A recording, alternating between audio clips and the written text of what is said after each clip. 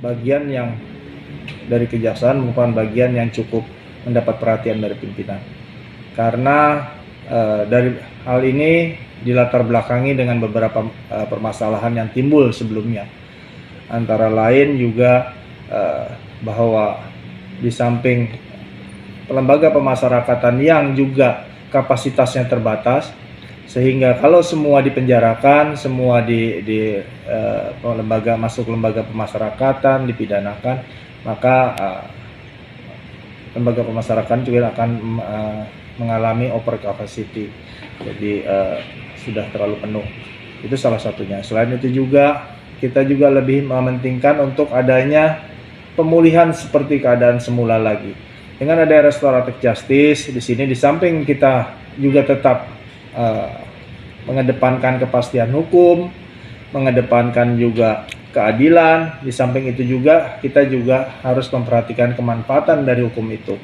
Sehingga dengan ada restoratif justice diharapkan permasalahan-permasalahan hukum yang masuk ke kejaksaan, di mana ada hal-hal yang tidak kita tindak lanjuti ke pengadilan dan kita hentikan penuntutannya dengan jalan restoratif justice. Dan untuk menggunakan restoratif justice ini di kejaksaan juga tidak sembarangan, tetapi ada aturan-aturan yang harus kita ikuti, ada SOP yang diterbitkan oleh pimpinan di kejaksaan. Dan SOP itu harus kita pedomani. Antara lain misalnya aturan itu ancaman hukumannya maksimal 5 tahun. Nah, terus juga kerugiannya di bawah 2,5 juta. Terus juga ada yang bersangkutan bukan residivis, baru pertama kali melakukan tindak pidana. Selain itu juga mereka kalau memang itu ada dua belah pihak yang mungkin penganiayaan, harus ada perdamaian di antara mereka. Untuk itu bisa diajukan untuk restoratif justice.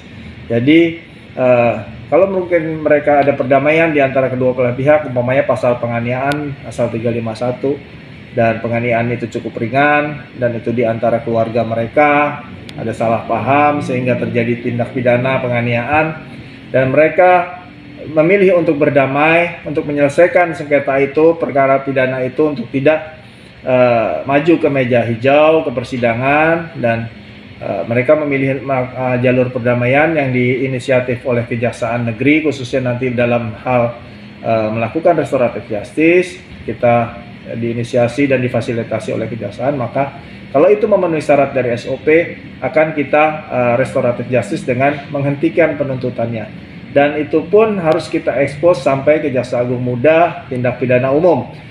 Dari mulai Kejari dapat persetujuan dari Kejaksaan Tinggi, kemudian dilanjutkan mendapat persetujuan dari Jaksa Agung Muda.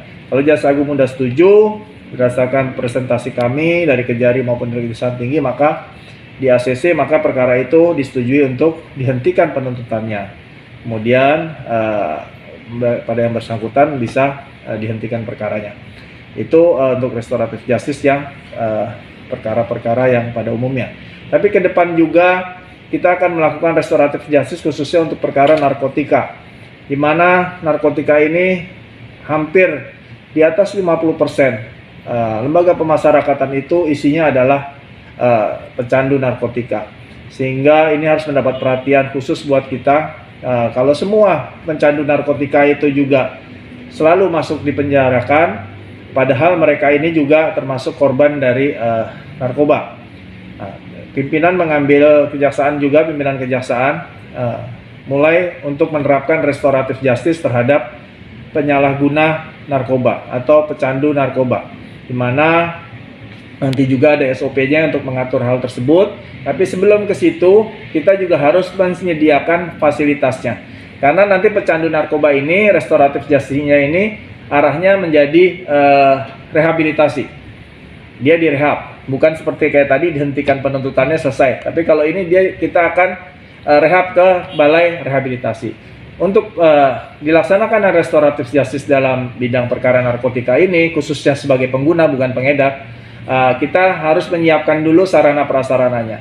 Untuk itu Kejaksaan Negeri, Kejaksaan Tinggi bekerja sama dengan pemerintah daerah di tempat masing-masing untuk bersama-sama membangun dengan fasilitas yang ada di pemerintah daerah, baik itu kabupaten kota maupun provinsi, bersama-sama membangun adanya sarana balai rehabilitasi untuk pecandu narkotika.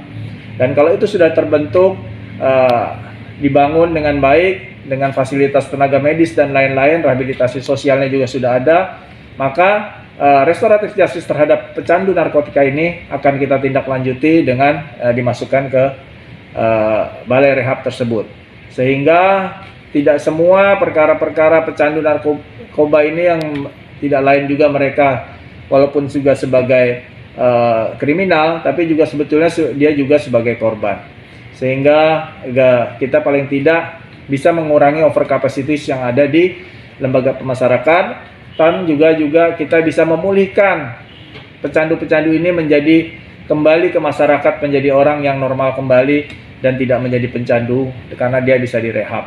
Dan ini masa depan bangsa, sehingga ini harus mendapat perhatian dari kita dan dari pimpinan juga, dan juga stakeholder lain, karena kejaksaan tidak bisa untuk melaksanakan ini bekerja sendiri, harus bekerjasama dengan Pemda. Dan hal ini sudah kita lakukan. Teman-teman di Kejari juga sudah mulai, Kejaksaan Tinggi juga berkoordinasi dengan Pemda untuk merealisasikan pembangunan rumah sakit rehabilitasi ini. Dan ke depan mudah-mudahan ini bisa terrealisasi, sehingga restoratif justice ini yang dilakukan oleh kejaksaan, di mana kejaksaan di sini sebagai dominus litis, yaitu pemegang perkara sehingga atau pemilik perkara, bisa menentukan perkara mana yang harus kita ajukan ke pengadilan dan perkara mana yang mungkin tidak perlu diajukan pengadilan dengan menggunakan restoratif justice. Mungkin itu mengenai restoratif justice yang saat ini sedang kejaksaan lakukan.